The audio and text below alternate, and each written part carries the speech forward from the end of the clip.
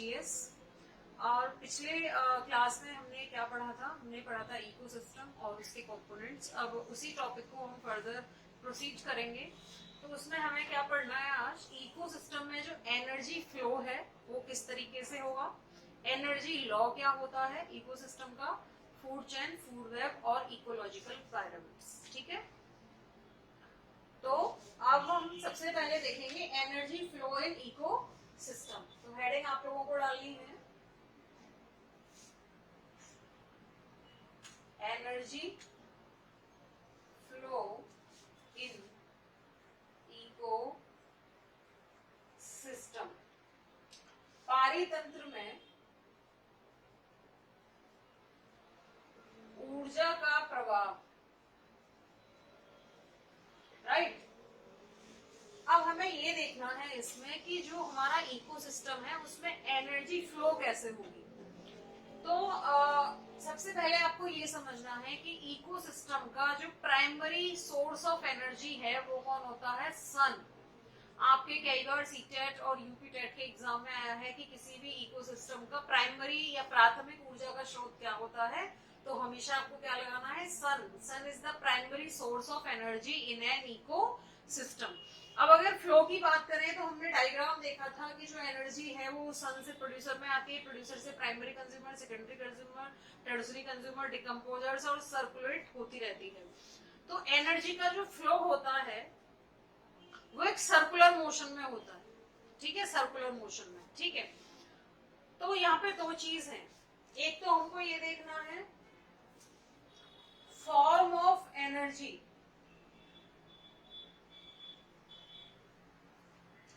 ऊर्जा का स्वरूप। किसी भी इकोसिस्टम में ऊर्जा का स्वरूप कैसा रहेगा, तो ऊष्मागतिकी या थर्मोडायनेमिक्स के लॉ के अनुसार ना तो किसी एनर्जी को उत्पन्न किया जा सकता है ना उसे नष्ट किया जा सकता है, बस उसे एक रूप से दूसरे रूप में बदला जा सकता है। Energy neither be created not to be destroyed but it can be converted into the one form to the another form. तो यहाँ पे भी यही है कि जो प्रोड्यूसर है और जो कंज्यूमर है और डिकम्पोजर तक जो एनर्जी है उसका फॉर्म बदलता जा रहा है, यानी कि वो एक फॉर्म से दूसरे फॉर्म में चेंज होती जा रही है। प्लांट्स फ्रूट्स के फॉर्म में, उसके बाद किसी एनिमल से मीट के फॉर्म में, उसके बाद डिकम्पोजर्स डेड ऑर्गेनिक मटेरियल के फॉर्म में, उसके बाद इनऑर्गेनिक मटेरियल के फॉर्म में। तो एक साइक्लिक होता है। तो किसी भी इकोसिस्टम में ऊर्जा का जो फॉर्म रहेगा, जो स्वरूप रहेगा, वो कैसा रहेगा, कांस्टेंट। कैसा रहेगा, कांस्टेंट, स्थिर। ठीक है, कांस्टेंट रहेगा, क्योंकि ना तो ऊर्जा उत्पन्न की जाएगी ना नष्ट की जाएगी, बस इसके फॉर्म बदलते रहेंगे। और दूसरी जो चीज है वो है flow of energy, flow of energy.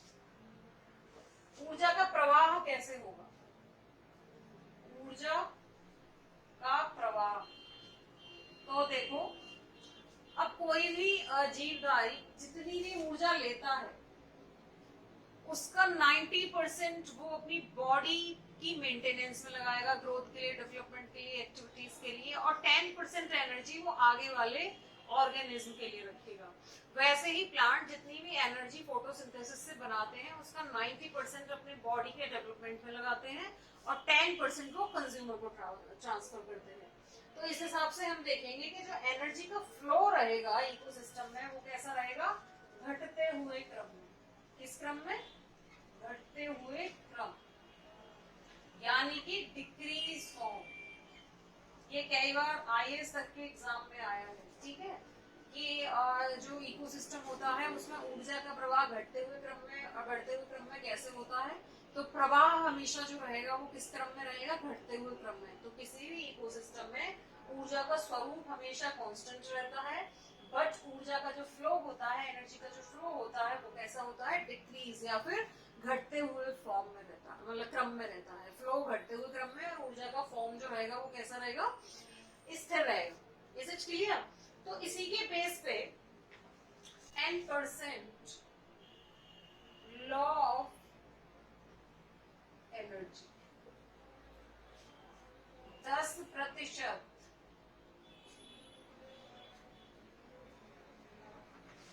ऊर्जा का नियम। किसी भी इकोसिस्टम में 10% लॉ ऑफ एनर्जी चलता है। 10% लॉ ऑफ एनर्जी का क्या मतलब है, ये भी हम आपको बताते हैं कि मान लीजिए एक संरचना, या हम एक ग्राफ की फॉर्म में इसको ले रहे हैं, एक पिरामिड की फॉर्म में, उसमें हम producer, primary consumer, tertiary consumer, ठीक है, ऐसे रखेंगे। तो यहाँ कौन हो जाएंगे, प्रोड्यूसर, यहाँ पी से प्राइमरी कंज्यूमर, या ऐसे सेकेंडरी कंज्यूमर, और या टी से टर्सरी कंज्यूमर, ठीक है। यहाँ पे ओनली वर्ड्स आ जाएंगे, राइट। मैं यहाँ लिख देती हूँ ओनली वर्ड्स, ठीक है। अब यहाँ पे ये है कि मान लीजिए किसी प्रोड्यूसर ने बनाई 1000 किलो कैलोरी ऊर्जा, ठीक है। अब ये 90% अपनी बॉडी पे लगा लेगा ग्रोथ के लिए, अपने शरीर के निर्माण के लिए, और 10% ऊपर भेजेगा। तो यहाँ कितनी हो जाएगी, 100 किलो कैलोरी। यहाँ पे हो जाएगी 10 किलो कैलोरी, यहाँ पे 1 किलो कैलोरी, और यहाँ पे 0.1 किलो कैलोरी। तो जो एनर्जी का फ्लो होता है किसी भी इकोसिस्टम में, वो किस हिसाब से होता है, 10%।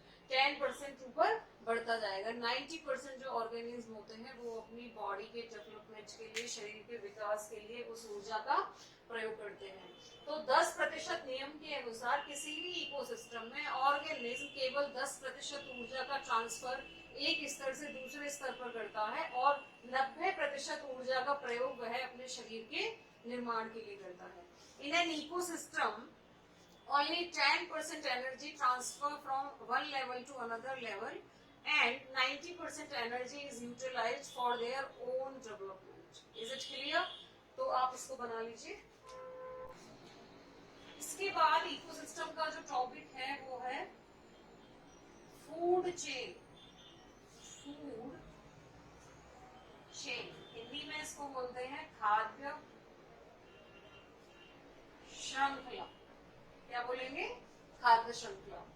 तो फूड चेन का जो कॉन्सेप्ट है वो किसने दिया था, Elton. The concept of food chain is given by the Elton. अब ये 2 टाइप की होती हैं, जो फूड चेन होती है वो 2 प्रकार की होती है, ठीक है। पहली होती है ग्रेजिंग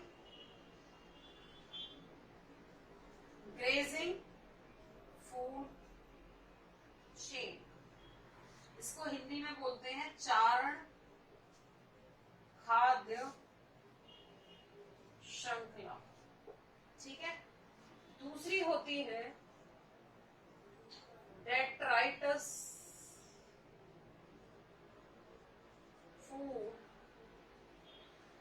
और इसको हिंदी में बोलते हैं अपरद खाद्य श्रृंखला। चारण का मतलब वो फूड चेन जिसमें वह हरे पेड़ पौधों से शुरू हो, ठीक है। ग्रेजिंग मतलब ग्रीन प्लांट्स, और डेट्राइटस मतलब वो फूड चेन जो कि हमेशा किससे शुरू हो, डेड ऑर्गेनिक मैटर से। ये क्लियर है। अब इसको हम डायग्राम से समझते हैं, ठीक है। फॉर एग्जाम्पल एक घास का मैदान है, थोड़ा नीचे बनाते हैं, ठीक है। उसमें ग्रास लगी हुई है, घास लगी हुई है, जो भी आप मानेंगे।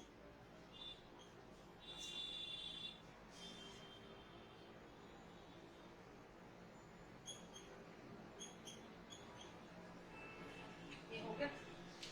अब इसमें नीचे छोटे छोटे इंसेक्ट्स रहते हैं। इंसेक्ट जानते हो, छोटे छोटे जो कीड़े मकोड़े से चलते रहते हैं घास में, ये छोटे छोटे से इंसेक्ट घास पे रहते ही। अब इन इंसेक्ट्स को कौन खाएगा, ग्रास हॉपर। इनको फ्रॉग,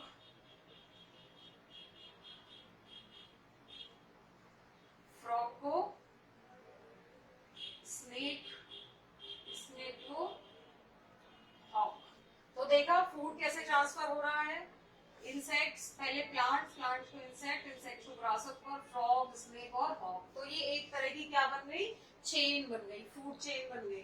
तो इस फूड चेन को हम क्या बोलेंगे?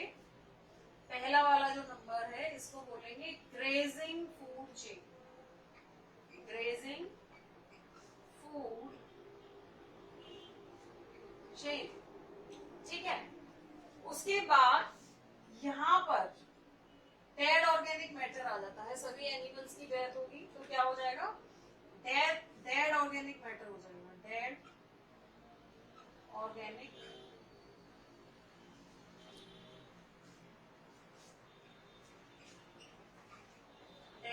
मैटर रहेगा। अब इस डेड ऑर्गेनिक मैटर को कौन ईट करेगा? अर्थवर्म। अर्थवर्म के अलावा और भी एनिमल हो सकते हैं, कुछ भी हो सकता है। अर्थवर्म को फ्रॉग को स्नेक को अगेन हॉक। तो आपने देखा एक फूड चेन ऊपर चल रही है लेकिन वो प्लांट से शुरू थी, लेकिन दूसरे वाली फूड चेन कहाँ पे चल रही है? नीचे चल रही है, क्योंकि वो किससे शुरू है? डेड ऑर्गेनिक मैटर से शुरू है। तो इस वाली फूड चेन को बोलेंगे detritus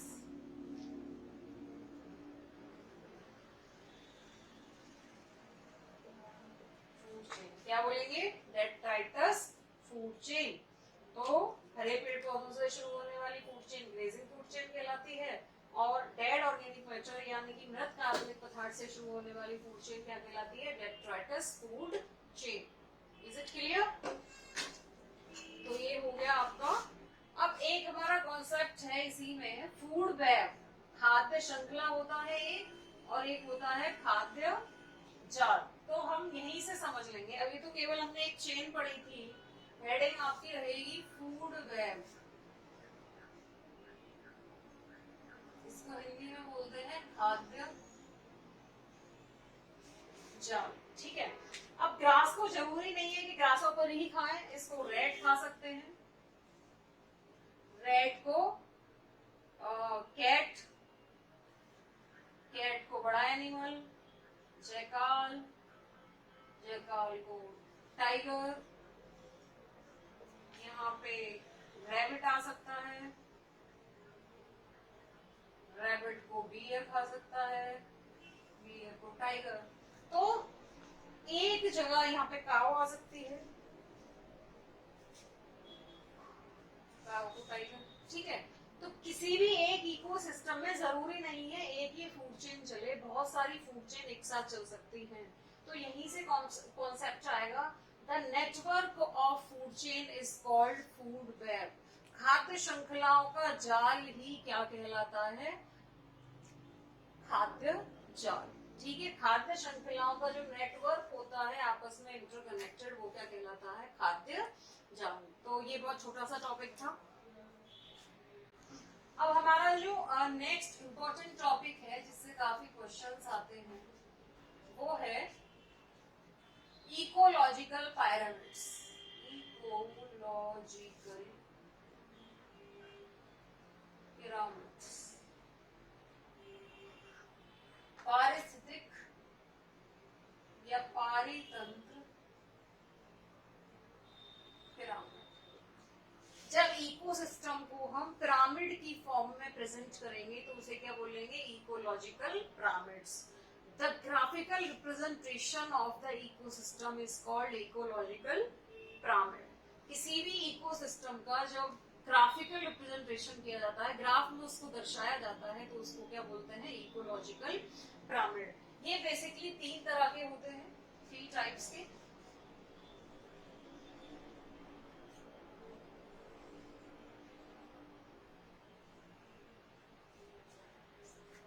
pyramid of number, pyramid of, इसको बोलते हैं संख्या का पिरामिड।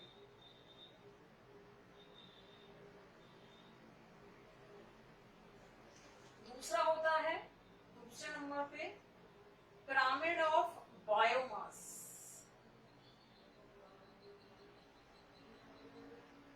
इसको बोलते हैं जैव भार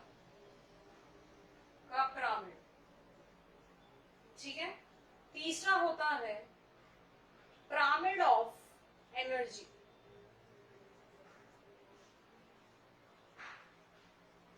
इसको बोलते हैं ऊर्जा का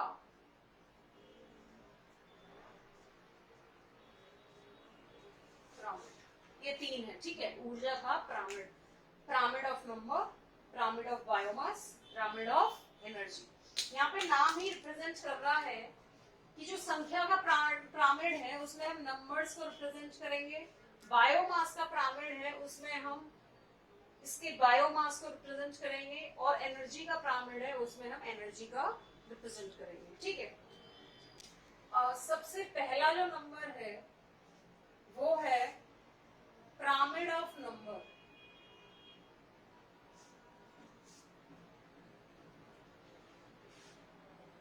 संख्या का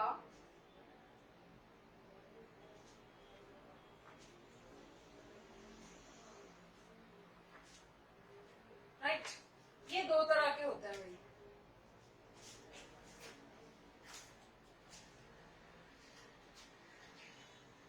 अपराइट यानी कि सीधा, इन्वर्टेड यानी कि उल्टा। अब आप बोलोगे कि ये ऐसे कैसे, अभी समझाते हैं। इसको बोलते हैं अपराइट,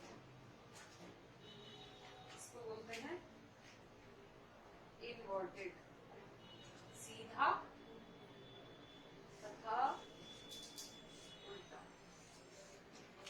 पिरामिड ऑफ नंबर में आपको इकोसिस्टम में ना तो एनर्जी का फ्लो देखना है ना उनका भार देखना है, आपको केवल संख्या देखनी है। तो जो बेस होता है आपको वहां पे प्रोड्यूसर को रखना है। अगर प्रोड्यूसर ज्यादा है तो चौड़ा बेस हो जाएगा, प्रोड्यूसर कम है तो पतला बेस हो जाएगा, ठीक है। पॉइंटेड बेस हो जाएगा। ज्यादा के लिए हम ब्रॉड स्पेक्ट्रम यूज करते हैं और कम के लिए पॉइंटेड स्पेक्ट्रम यूज करते हैं। तो कोई भी ग्रासलैंड का अगर इकोसिस्टम है, ग्रासलैंड इकोसिस्टम यानी कि घास के मैदान का,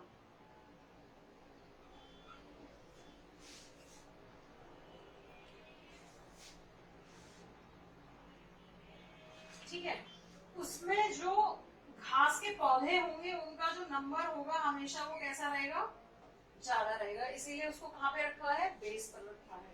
उसके बाद जो प्राइमरी कंज्यूमर रहेंगे यानी कि इंसेक्ट्स, वो पेड़ पौधों से थोड़े कम होंगे। उसके बाद जो सेकेंडरी कंज्यूमर रहेंगे, ग्रासहॉपर वगैरह, वो थोड़े और कम रहेंगे। टर्सरी कंज्यूमर और कम रहेंगे, और ओमनिवोर्स और कम रहेंगे, ठीक है। तो इसका कैसा हो जाएगा, पिरामिड सीधा हो जाएगा।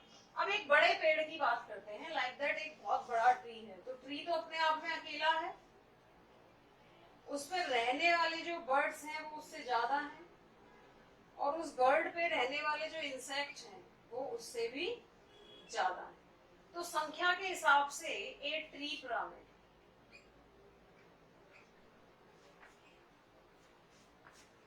एक पेड़ का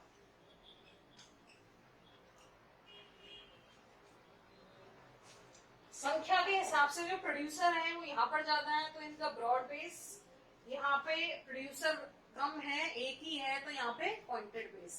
तो किसी भी ग्रासलैंड का, किसी भी और जगह का जो पिरामिड होगा, आप ध्यान रखिएगा वो सीधा रहेगा, लेकिन किसी पेड़ का जो पिरामिड रहेगा वो उल्टा रहेगा। और आपके ऑप्शन में ये भी आ सकता है कि क्या संख्या का पिरामिड सीधा उल्टा होता है, या केवल उल्टा होता है, या सीधा होता है। तो आपको लगाना है बोथ, ठीक है। Is it clear? दूसरा है पिरामिड ऑफ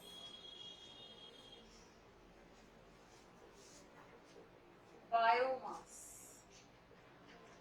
जैव भार का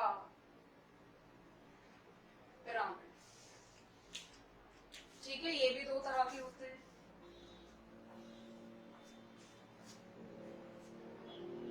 अपराइट एंड इन्वर्टेड। अपराइट किसका होगा वो देख लेंगे, और इन्वर्टेड किसका होगा। अब आपको यहाँ पे या तो नंबर देखना है ना एनर्जी देखनी है, यहाँ पे प्रोड्यूसर का वेट देखना है। प्रोड्यूसर का वेट अगर ज्यादा है तो ब्रॉड बेस दे देंगे, प्रोड्यूसर का वेट अगर कम है तो पॉइंटेड बेस दे देंगे।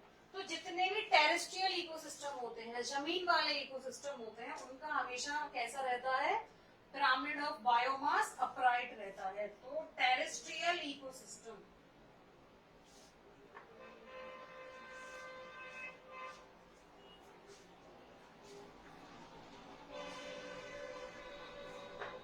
स्थलीय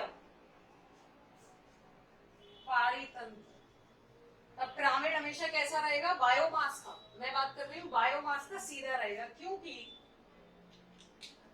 यहाँ पे जो वेट रहता है प्रोड्यूसर का वो हमेशा हैवी रहता है। प्रोड्यूसर का वेट कैसा रहेगा, हैवी रहेगा। उसके बाद प्राइमरी कंज्यूमर, सेकेंडरी कंज्यूमर और टर्सरी कंज्यूमर। बट अगर आप पानी के इकोसिस्टम की बात करें, वाटर के इकोसिस्टम की बात करें, तो आपने देखे होंगे पानी में पौधे हमेशा हल्के होते हैं और मछलियां वगैरह जो होते हैं भारी होते हैं। तो इसी से आपको अंदाजा हो गया होगा कि जो प्रोड्यूसर होंगे वो पॉइंटेड बेस में आएंगे और जो कंज्यूमर्स होंगे वो ब्रॉड बेस में आएंगे। ठीक है, तो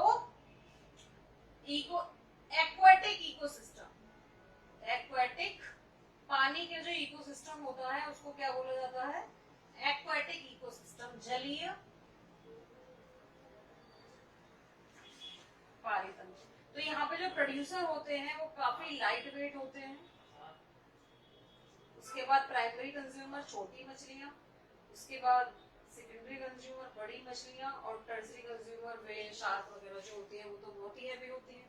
तो यहाँ पे जो वेट रहेगा वो उनका सबसे ज्यादा रहेगा, तो उनको ब्रॉड बेस दे दिया जाएगा। तो इस तरीके से आपने देखा कि जो पिरामिड ऑफ बायोमास होता है वो भी इन्वर्टेड होता है और अपराइट होता है, राइट। अब पिरामिड ऑफ एनर्जी को हम देखेंगे। अब आप लोग बताइए, पिरामिड आपने ऊर्जा के भी लॉस पढ़े हैं, उसमें पिरामिड ऑफ एनर्जी अपराइट रहेगा कि इन्वर्टेड रहेगा या दोनों रहेंगे? पिरामिड ऑफ एनर्जी बताओ। पिरामिड ऑफ एनर्जी हमेशा सीधा बनता है, अपराइट, ठीक है, अपराइट। क्योंकि आपने देखा है कि प्रोड्यूसर से कंज्यूमर तक जाने में एनर्जी हमेशा घटते हुए क्रम में प्रवाहित होती है, डिक्रीज फॉर्म में प्रवाहित होती है। तो एनर्जी हमेशा किस फॉर्म में, डिक्रीज फॉर्म में। हमेशा प्रोड्यूसर के पास ज्यादा एनर्जी रहती है और कंज्यूमर के पास कम रहती है। तो यहाँ producer, primary consumer, secondary consumer, tertiary consumer, omnivores और डिकम्पोजर्स, तो सबके पास जो एनर्जी है वो डिक्रीज फॉर्म में फ्लो होगी, लेकिन अलग अलग तरीके से होगी। तो अल्टीमेट सोर्स सेम ही आ जाएगा, बट पिरामिड ऑफ एनर्जी हमेशा सीधा रहता है। बाकी pyramid of number, pyramid of biomass सीधे तथा उच्च रहते हैं। तो आज आपने काफी टॉपिक्स कवर किए और इस तरह के वीडियोस देखने के लिए चैनल पे बने रहिए, लाइक, शेयर और सब्सक्राइब कीजिए। Thank you so much.